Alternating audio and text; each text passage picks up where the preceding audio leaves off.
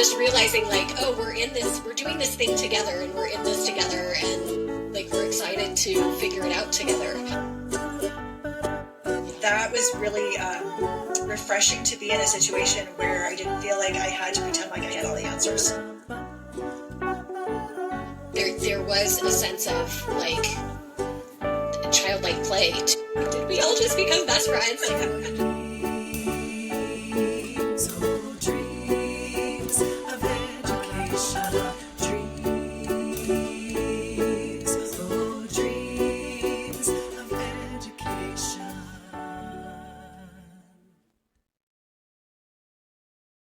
Hi friends, welcome to another Dreams of Education podcast with me, Kelly Tenkely. And today we have a special guest, my friend, Kyle Gamba. Kyle, thanks for being here. Man, always excited to sit here and chat with you about what education could be. Yeah, so Kyle, let's just introduce how we know each other. You want to tell that origin story?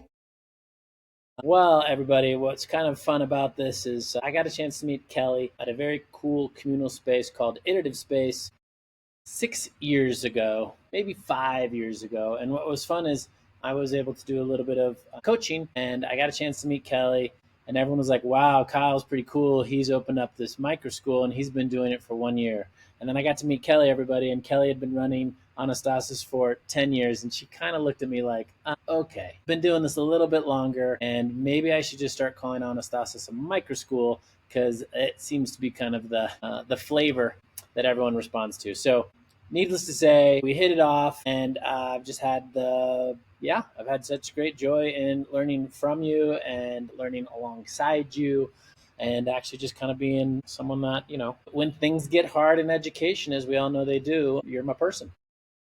Yeah. I will just add that Iterative Space I have written about on my Dreams of Education blog, but was this incredible experience of just bringing folks together to learn together in the loosest way possible. And so it was really space and time and good food and good company. And it was this residency that we got to be a part of, that you had been a part of the first year of Iterative. I was a resident second year while you were a coach in a coach role. But the idea was you could bring literally any idea to this space and just have 6 weeks to explore that idea in this beautiful home space that was fully stocked with everything you could need to like dream, and a bunch of other dreamers as well. And there was no agenda. It was literally show up. We're going to feed you. We're going to pay you a stipend for being here. And let's see what you do with this space and time. And I think what's cool is both of us have such fun memories of that space, because every time you walked in, it was really like coming home. It was your people of like, we're all in this together. We're all trying to do something better on behalf of kids and youth. Just a really neat experience. And so that's something that we, I think, carry forward, and how we think and that lens that we use when we're looking at the world. A lot of it came from that experience. Yeah, I mean, I would like 100%, and would simply add, like, it was the perfect environment for learning, and it is literally the conditions, or the ecosystem in a sense was set up so that adults felt very comfortable learning and growing, and you not only walked into that space with full anticipation of it just kind of being an exciting day, you walked out of the space each day knowing that you were better for being in the space. And I guess I just would love to take that forward and say, how many kids walk into a school building and say, wow, man, I can't wait for the day ahead of me because I know I'm going to learn so much. And then when they walk out, they think, wow, that was amazing. I learned so much. I can't wait to come back. And so how do we, this is literally what you and I do, and we dream, and, trying to take some action, but how do we make that a reality for kids, and how do we make education in general feel more like that experience? Yeah. So I guess let's start with, who are you? Like, what's your journey through the education space looked like? What led you to where you are today? Yeah, I mean, I think my journey is a little bit different than other educators. I came to education a little bit later. I had done the Silicon Valley boom and bust. I had been very fortunate to travel the world. And I got into education as a substitute teacher. And then I learned about kind of alternative licensure and was able to fool some poor principal who was desperate to hire me the day before school started. And so I came into a classroom with lots of experience out in the real world and very little knowledge of pedagogical experience and pedagogical teachings and the way you're actually supposed to teach. And so was really, really able to just kind of learn in the classroom. I did it for 7 years, which was amazing. I was able to, very fortunate to have a Fulbright teacher exchange in the middle of that experience and was able to go teach in Bogota, Colombia for a year. 7 years in the classroom was just amazing. I was also able to have an amazing experience where I got to learn to become a school leader or a principal simply by shadowing and following two amazing school leaders. And so shortly after leaving the classroom, I somehow became the principal of the second worst performing, third poorest school in Denver. And again, I had no business, no formal experience, had never even been an assistant principal. But, really, I think this idea of just high energy and really bringing great people alongside. And we had this amazing, really, really amazing staff. And we just kind of changed this culture into it's all about the kids and we're not going to lead with academics. I would say the other thing that I really learned, Kelly, running College View Elementary or being lucky enough to be on the leadership team at College View Elementary was the community has to be part of this. When people would show up at the door and say, I think we can help, we would say, please do. And we really, really leaned into this idea of make it a community school. And by the end of the 5 years, we had some 75 volunteers coming in each week, working with our kids. We had adult literacy classes going on one side of the hallway, and we had, kids learning on the other side. And so it really felt like what we would want for a school because it was the community school, both volunteers and adults and families, and just it felt so good. And so that was a really big learning for me that community has to be part of this. And I do think maybe we've taken community out of the education of our kids and young people. So well, huge and learning. sometimes actively choose to keep them out, not just don't think to bring them in, but actively separate. Yeah, I mean, in education, we've seen this, right? I mean, having done kind of the K-12 principle, like elementary schools, we still kind of let people in, and we liked it. And by the time we get to middle school, we kind of say, "Oh, we've got this.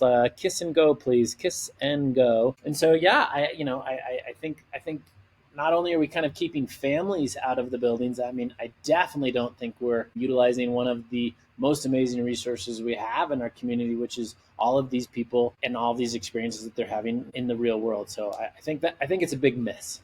So yeah, then Kelly honestly just was able to travel abroad and work as a principal abroad in Monterrey, Mexico for a few years, which was an amazing experience. And again, that was this moment where I said, this is what learning feels like when you're not in a school building, but when you're just actually out in a new culture and you're learning and you're exploring. So I would say, the experience I really gained from College View was this idea of community has to be part of this.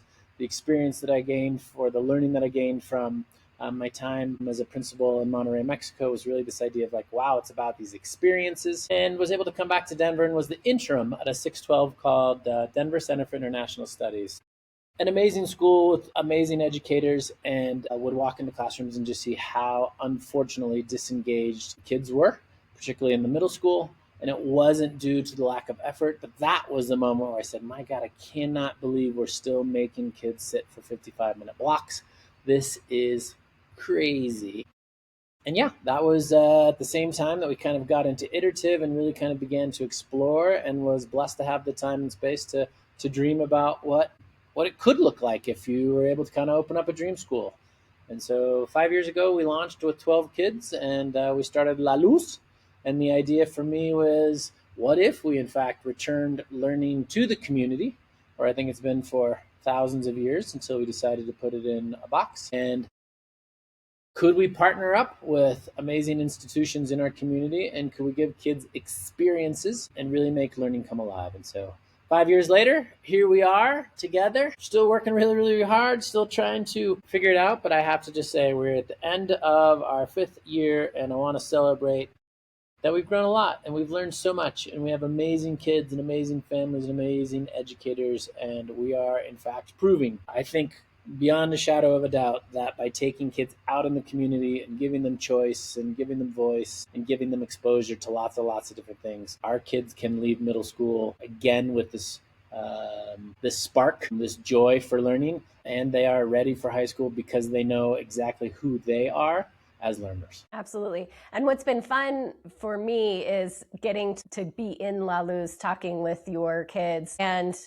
I tell you this all the time, but like I could sit in front of any one of your kids and I'm like, oh, this feels very like I'm talking to an Anastasis kid. Because there's something that's very felt and different about kids in learner-centered spaces that are focused on the whole child and not just the brain, the academic piece of let me get you all of this content that I can and then tell it back to me so that I can prove learning. So though our schools looked different in a lot of ways, there's so much that really feels synchronous between the two. Yeah, and I also was blessed to get over to Anastasis a handful of times and just kind of see and feel. And isn't it fun that we're using the word feel? Mm-hmm. Which means it's really hard to measure, but you just kind of know it when you see it. And I guess here would be my question for you, Kelly. Like, let's talk about this idea of learner-centered and what is learner-centered and why do we think there should be this shift to what is learner-centered? I mean, folks who have followed me for a number of years, I care so much about the whole human. And it was so disappointing to me in the schools I'd been a part of that, all of us talk about we want to care about the whole child. But then you look at what we're actually doing in school, and it's not whole child care. There's so much of the whole child that we ask them to leave at the door when they come into a classroom.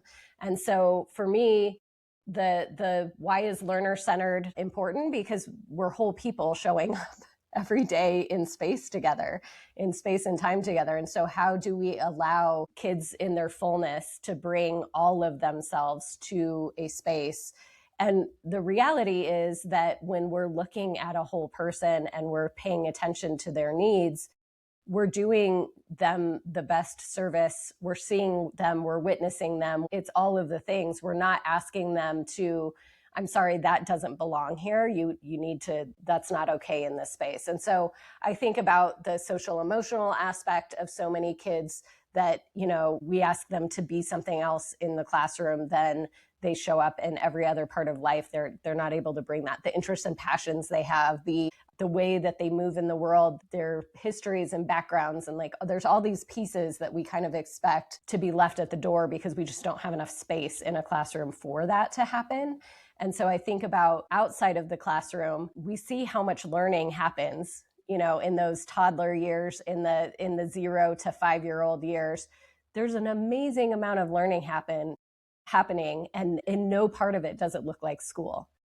And then they get to age 5 and we're like, and now it's going to look like this, and it's superior because we've decided that this is how it works. But you think about what happens up till 5, it is the whole child that you're paying attention to. It's not just the, can you repeat the word back to me with fidelity? It's like, no, we're listening to the babbles and we're delighting in them and we're looking at what they're interested in and we're pointing things out. There's so much that happens before age 5 that recognizes the fullness of humanity. And then as soon as they hit 5, it's like, well, and now we leave all of that and we're only focused on this piece.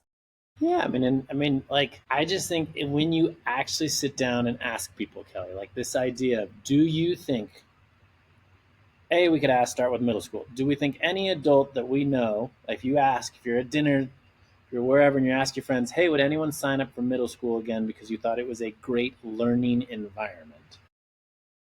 95% of people are going to be like, no, it is not. It was terrible. It was horrible, all the things. And so, I think this idea of when you actually sit down and ask people very objectively, would you sign up for this because you think it's a great or authentic way to learn? Again, 9 out of 10 people are going to say no.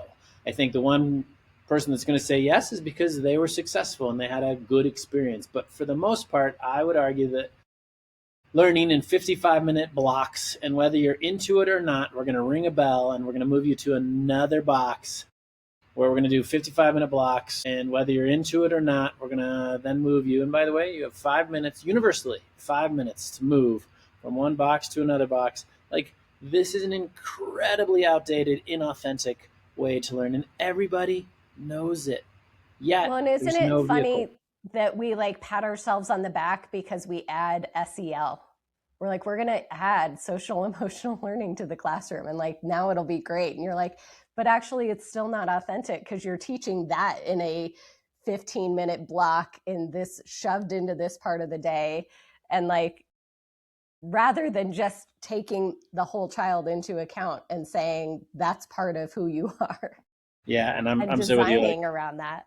this was maybe one of Just my biggest funny. frustrations as a school leader was that we have school, the product, the main product, but we're always trying to bolt all of these other things on to make the main product acceptable. And it's just terrible because kids hated waiting until 3 o'clock to do something fun. And yeah, it's very frustrating to me that we're still just trying to fix the current product as we have it. Whereas if we were able to redesign a system of learning, it would look and feel so much uh, more like maybe what homeschool parents do now, which is, hey, let me find enriching experiences. Let's worry about, some how to kind of deliver some core. But we're going to take trips. We're going to get kids out in the community, and we're going to just really, for 12 months out of the year, we're going to do what those of us as parents, try and do during June, July, and August, when all of a sudden we're scrambling and we try and set up the coolest learning, the coolest experiences, the summer camps, the family trips, the road trip, even just riding bikes around the neighborhood and going to 7-Eleven and buying a Slurpee. All of those types of things are such amazing experiences. How do we make education feel more like that? Well, and isn't it interesting that a lot of schools will claim to be student-centered or learner-centered?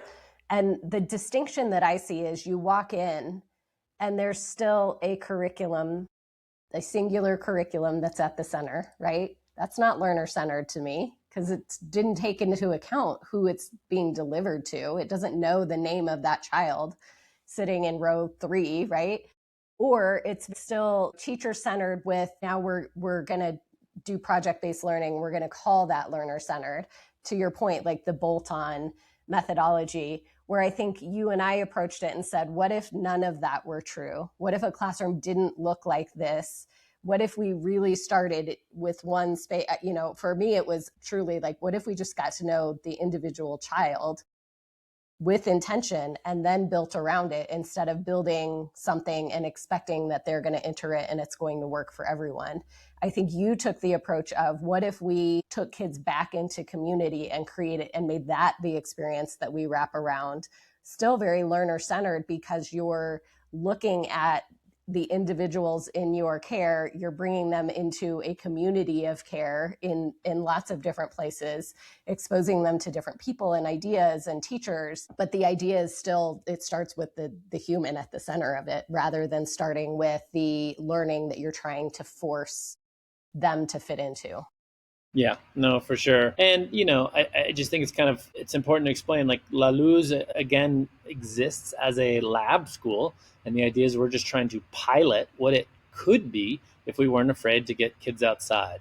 And so we're very intentional about spending the first 4 weeks outdoors. Really huge believers in this idea of outdoor-based play. We know that kids are learning. We know that our guides are uplifting learning and learning that's happening while we're outdoors. But we also think it's really, really important that the first 4 weeks are really about community and relationships and trying to get to know learners and for learners to get to know each other. And so that part's really important. And then Kelly, like, we'll try and partner with, we have partnered with amazing institutions in our community. And so our kids will then go to the Denver Zoo, and they'll go to the Denver Zoo for 6 weeks, and we'll kind of co-create a learning experience with the experts there. Just, we think this idea of being able to kind of do a deep dive on location with experts just feels way more authentic in terms of learning. And so, to your point, in terms of being responsive to the kids, each year we give kids loads and loads of choice, and we ask them lots of questions about what they're interested in, what do they want to learn. And we don't have a curriculum, and it's, in a sense, creating on the fly what the learning experiences could be. And yes, we have amazing educators that are planning this stuff out and absolutely have, essential questions in mind and a lot of the things that I think are good pedagogy. But I just think getting kids out of the building and into the community has been the thing that has really kind of reignited a joy of learning for the majority of our kids. I would 100% agree with that. And it's also interesting to me that in all of we're part of this Education Reimagined learner-centered ecosystem lab right now, where we're getting the opportunity to go and see other spaces across the country. And what strikes me in every single one of them is when you put the kids in front of in a panel in front of a group of educators, and you're asking them, like, what makes this experience special? There's three things that come up in every single, like, I don't care which one it is, what school you're in, if it's truly learner-centered, these are the things. The number one thing I think that is fascinating to me is they talk about relationships before any of the experiences. We have really strong relationships.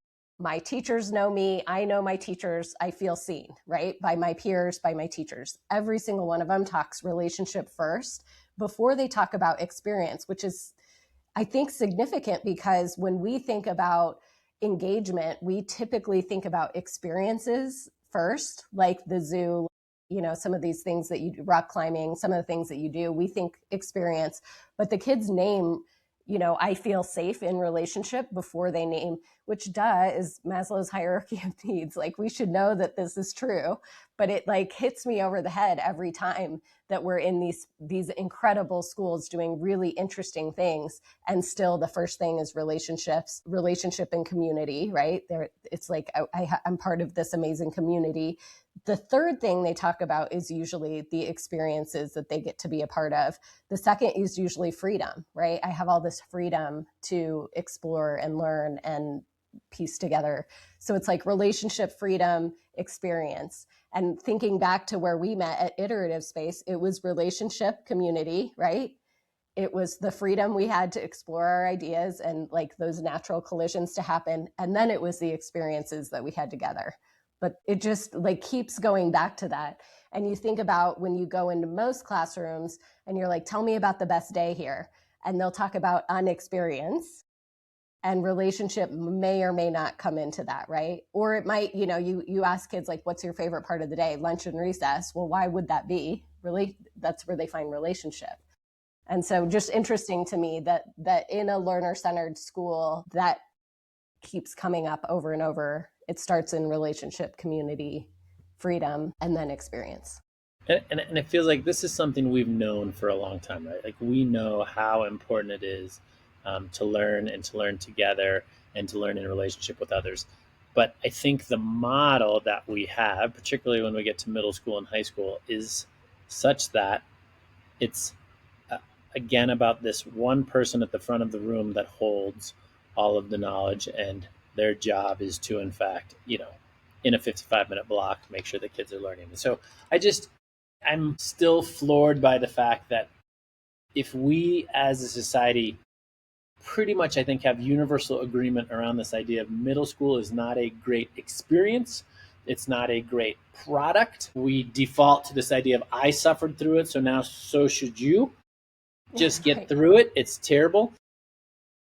It's only 2 to 3 years of your life. It's only 2 to 3 years of your life. And imagine, by the way, if you figured out in 5th grade that you're maybe not good at this game called school, don't worry about it. You only have 7 more years to feel really, really bad about yourself. Like, it's a terrible idea. And so, Kelly, here's what I think is really exciting.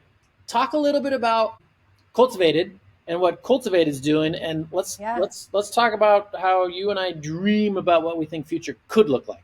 Yeah, so I was going to say part of the story of our meeting was finding someone who it's like, there's not a lot of people who can do what, who just you slip into easy conversation with around education topics, because I feel like a lot of times it feels really lonely, like you're on an island. There were so many years of Anastasis where Michelle and I would be in these rooms with amazing educators, But we're talking about what's happening at Anastasis, and they have no way of translating that to what they're doing on a daily basis. And so the way that, we got called the unicorn school a lot. We got called must be so nice to exist over there in Candyland kind of thing. And we would try to say no, this is possible for anyone, but it felt so lonely, even in spaces where you're surrounded by educators, because not everyone speaks this language. And so I think it's always really fun when you find the people who can speak this language with you. And you touched on it, but you said I became your person. You equally became my person of things are falling apart and I need somebody who understands what this means in this context of running a small business and a school and a learner-centered space, all of the things that means. Or, you get the parent who, God love them, is trying to do the best for their kid, but also doesn't really understand what you're doing. And so there's this tension, and you can't just talk to anybody about that. So you equally became my person, and remember sitting across from you kind of as things were falling apart. And I'm like, something's going on with the air quality in this building, and people are really sick, and I shouldn't even be having lunch. I'm trying, everything's on fire. What do I do? And so you got a front row seat to all of that. But I think what came out of those conversations was, dang, this is so fragile. And just you and I talking about this, the number of other schools that we know, and the folks that also doing really amazing work, running these really innovative, interesting learner-centered spaces, and watching one after another close, and just being like, man, if that one can't survive, what hope do we have? And this is too lonely, and this is too isolating, and this is too fragile. So I think, starting with over pizza, having those conversations of how do we make this less fragile? Just, how do we band together? And so it's not so lonely. And two, we got to have infrastructure that makes this possible, because what we know is that financing for these small learner-centered schools that are doing something different is always tricky. It's always hard. As hard as finances are in education in general, it's doubly hard when you're trying to do something that folks don't recognize right away. And then, the building situation is always a challenge. That's ultimately what was our challenge that we couldn't overcome. So looking at some of those pieces, and then, you and I talking about, well, where does innovation happen? Where do we see innovation flourish? And for me, I kind of always go back to the tech world, and I'm like, places like Silicon Valley, you can have all this amazing innovation, but they have the right infrastructure in Silicon Valley that's not owned by anybody, but there's all of this ecosystem and connective tissue that allows that innovation to happen. And education just doesn't have anything like that. And then on your side, you're like, yeah, and look at these other sectors where we see huge changes happen. And what do they all have in common, Kyle? Yeah, I gotta say, you guys, this is something that we don't talk about at all in education. And I honestly think the majority of educators don't understand that we don't have R&D. You guys, research and development is part of all of these other industries, and it plays such a huge part in moving things forward. But we just don't have it all in education. And, the statistic that you and I talked about, and this was a few years ago and has changed a little bit with this administration, but we had about a $900 billion price tag that was spent on defense in this country. And of that $900 billion, 65 to 75% of it goes to R&D, research and development, actually making the weapons better, faster, more efficient at doing what weapons do. We can agree that the military does not look the same as it did 5 years ago, 10 years ago, 20 years ago, 50 years ago. Education, which also has this kind of similar price tag of about $800 billion, both federally and with federal and state spending, spends less than 0.5% on making the product better, on making the experience more authentic. It's no wonder that if I had this megaphone and was able to shout the word sixth grade to everyone in this country, most of us would nod our heads and think about a very similar sixth grade experience. So I just think, the research and development piece is this super interesting, not often sexy piece that we're not talking about that I think we 100% need to talk about and uplift, which is why I think you and I get so excited about making sure we're measuring learner-centered environments and what are they doing and trying to uplift and help tell their stories. Well, and so much of the research that does happen, you'll see, comes from a curriculum company wants to prove that their curriculum works so that they can sell more curriculum. And so they'll do this research project to then show that this works, rather than you and I ran, you're still running, amazing schools where incredible learning was happening and nobody was capturing that, right? There's no learning that was captured in all of these spaces that have closed down. I was texting you this morning about those viral videos where we give kids, old school telephone, like with the cord and the thing, and have them guess what it is. And that, everybody's laughing at these kids that have no idea what a phone was for, the phone that we remember as kids, or the floppy disk. And they're like making these wild guesses. But you could show any one of those kids a classroom from our childhood or from their grandparents or great-grandparents or great-great-grandparents' childhood, and they would instantly recognize it as a classroom. And I think that is really telling. Like, nothing has actually changed. You think about in, our great-grandparents' lifetime, diseases that were very common, and we just knew that you would die of whatever it was. Like, that was just a foregone conclusion, that now we don't even think about that disease because it's been eradicated, or we have ways of dealing with that because there has been research and development and continual innovation in the healthcare industry. And then we look at education, and it's so similar to what the same experience that my parents had is pretty much the same. Down to, like, we had the same teachers in the same building, in the same classroom, teaching the same. So I think, there's subtle changes, like you said, that kind of bolt on of, we're going to try this, or we're going to add this piece, and we're going to call it innovation. And so I think about, like, the overhead projector, right, versus the computer connected projector versus the interactive whiteboard. Like, it's such subtle shifts, but the actual way we're teaching and learning is not any different with any of those methodologies. I look at what is happening in classrooms right now, adding AI, and, like, so excited that they're cutting edge with this AI. And I'm like, no, it's still a delivery system that the kids are sitting and getting information delivered to them and then repeating it back. Like, this is not different. This is not innovation. It's like we try to take other innovations and make them change what education is, and it's just not the way it's going to work. Oh, and I mean, and you know this about me, but, like, the thing that I get most excited about what we are all doing at Cultivated, which is this awesome small team, but, like, we fundamentally believe school is not going to change on its own, right? We've seen that it hasn't. And in 20 or 50 years, it's going to still look the same unless we intentionally build something different. And so what I think, and this was, I think, one of the things that you've always said, like, we already know more than the system reflects. Like, we know learning happens everywhere. We know one model doesn't work for every child. And the thing that I think I see is, we know that parents want something better for their kid right now, right? I talk with parents all the time who might have a kid in first or second grade, and they're already worried about what middle school will look like or what high school will look like.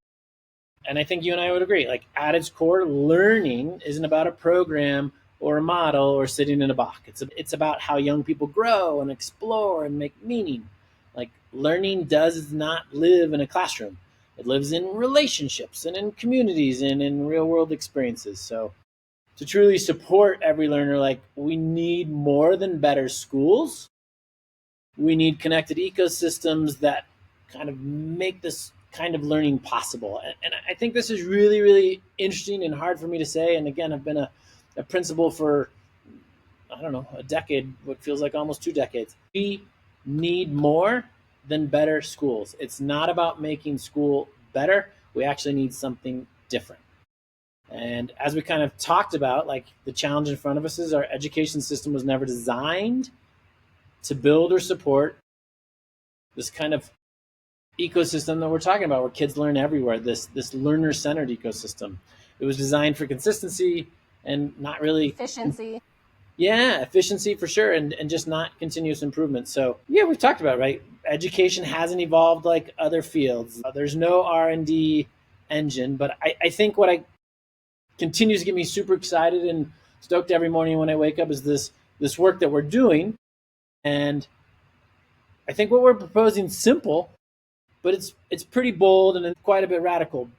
But Kelly, like this idea of like, what if Colorado could become the state that kind of builds this engine and we create this statewide ecosystem of lab schools and pilot schools and community partnerships, and we have R&D infrastructure, and all of this allows for new models to be tested and improved and shared so that school doesn't look the same in 20, 50 years. And I think, to be very, very clear, this is not about replacing public education, but it's helping it evolve, which I think we all know is incredibly difficult. Incredibly difficult. And I would just add that in our work at Cultivated, part of what we're still discovering that theory of change. Like, how did big systems change, and what is our part to play in that? Because, as you know, you and I say a lot, like, we don't necessarily want to own this ecosystem, because who owns an ecosystem? Like, there isn't an ownership model necessarily, but how do we connect all the right pieces and players that are already here in such a way that change can happen? And so I really still love this Berkana two loops model, that theory of change, of looking at who are the innovators and kind of identifying those folks who are doing this very different way of thinking and approaching education. How do you connect them in meaningful ways? One, so they know they're not on the island, but two, because we know firsthand with that experience at Iterative Space, like how magical it is when people are coming together, exchanging ideas, sharing, connecting, figuring out like, oh, you're doing this, you know, let's pull together on this piece. And so I think that is really powerful. And then how do you nourish each of those doing the work? Because if they don't have the right tools, if they don't have the right resources, if they don't have the right financing, if they don't have the right pieces, and this is where I think Silicon Valley is very good at, is the connection and the nourishing through VC and angel investors and Y Combinators and all of these pieces that aren't owned by anyone, but everybody is doing their part and connected together in location to make that innovation possible. And so the idea of like, how do we nourish and create the conditions that the folks doing this work can continue doing this work, that new folks who have different ideas can test them out in real time, that we can pull the research and development out of it so that we can then amplify what is working and change the broader system.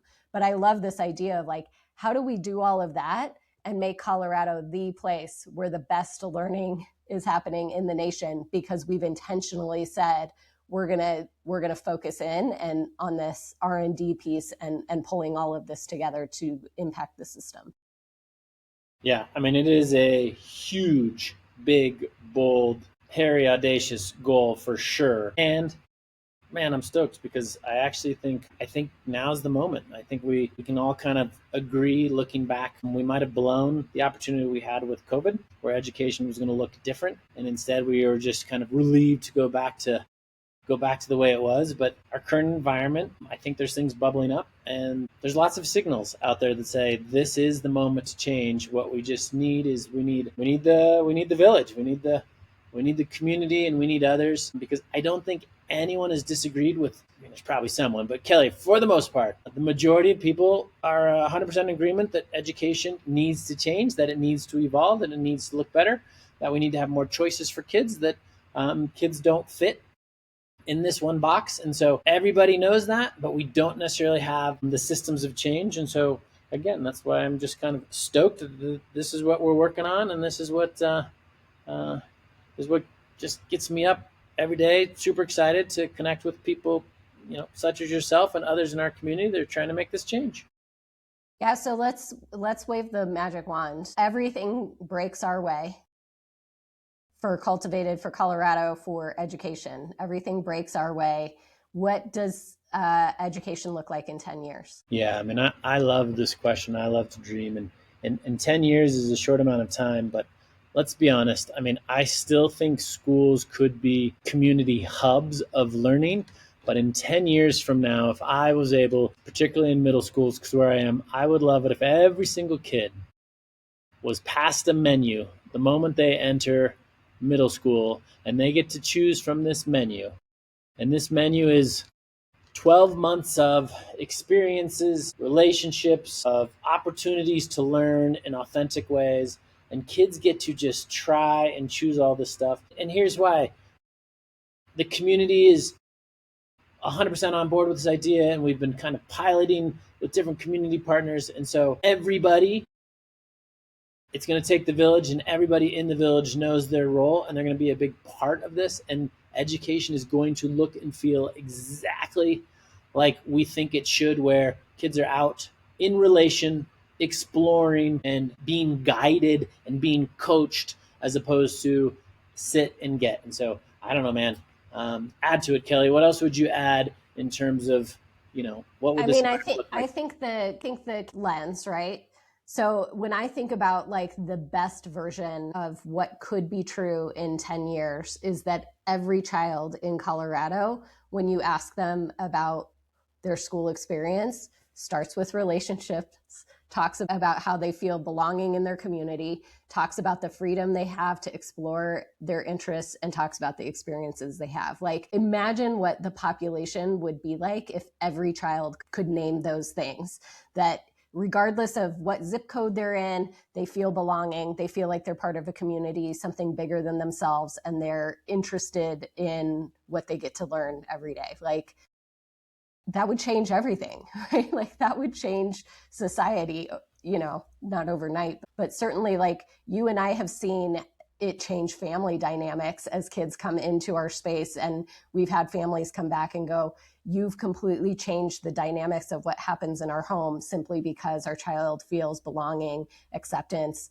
They feel seen and heard at school. They know they're loved outside of our home and inside of like, it changes systems, right? We see it change family systems. Like, my theory of change is that it could change the system at large, just purely making that shift to really truly whole child and learner centered. And imagine if Colorado actually took this opportunity and we said, yes, we're in agreement and we want to be the state where this is the best state to be a learner, because we have this ecosystem and we have these beliefs around what learning could look like if we just weren't afraid to try and do something different. So I think we honestly have like a real opportunity in front of us. We're going to have a new governor in the next year or so. And so, like, this moment is very, very real. And I couldn't be more excited to figure it out with all of these amazing humans in the state that, have the same energy and excitement for, making education look a little bit more authentic than it currently does. And I'm all about this. We sometimes get called Pollyanna or like hopeful optimists, or I like the idea of willful naivety of like, I don't know if it's going to work, but I believe in possibility, and I don't have the confidence that we're going to get exactly where we think we will in the next 10 years, but I at least have the confidence that we can try. And like, to me, that confidence that we can try is an important ingredient to making change. And so I think if you're an educator listening to this, wondering, how it sounds too good to be true, or it sounds really Pollyanna, like, look, we don't always have the confidence that it's going to work the way we think it will. I didn't have the confidence that anastasis was going to work the way I thought it would, but I had a sense of urgency that something had to change and it was worth the risk. And I had enough confidence to at least try. And so I think we're moving in that same way of, we have the confidence to give it a try and to at least run at this thing that I think could be really important and state changing.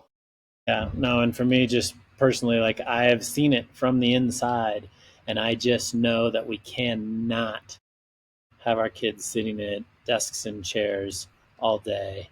It is, I don't know. I have a moral obligation to spend the rest of my life trying to make sure that kids have something that feels way more authentic, than what we're giving them. And I'm stoked to be in community with anyone that feels the same way. Yeah, so I guess let's end on the call for who's out there that wants to be part of this ecosystem. If you are someone who is connected in any sort of way, which if you're listening to this, you probably are that person, would just love to count you as part of the ecosystem. But don't do that quietly. Like, let us know so that we can start making those connections and allow this to spread beyond the scope of what Kyle and I have access to today. Yeah, you guys, this is going to take the village, right? And so you're already in the village and you're already doing it. And so just like would love to be in community with you. And again, this is not something that anyone's going to own. It's something we're all going to own together. And man, I just have appreciation. I have appreciation for everyone. You know, any educator that's heroically doing their best to work in the current system, whether, you know, you believe it right or wrong, everyone's working really hard. But guess what? Together, with a little bit of pushing, I think we can change things. So please join us. That seems like a great place to end. So we always end, Kyle, with onward.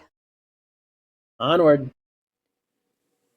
Hey, Michelle, where else can people find you online? I blog at avenue4learning.com, and the 4 is the actual number 4, not the word 4, avenue4learning.com. And you can find me at dreamsofeducation.wordpress.com, which is my original blog. You can also find me at ktsplace.com, which is where I share a bunch of resources and kind of projects that we're currently working on. And we are both on Blue Sky at the moment, but not as active as we once were on our favorite bird. Come find us and connect with us in other places, and we look forward to connecting with you. Education.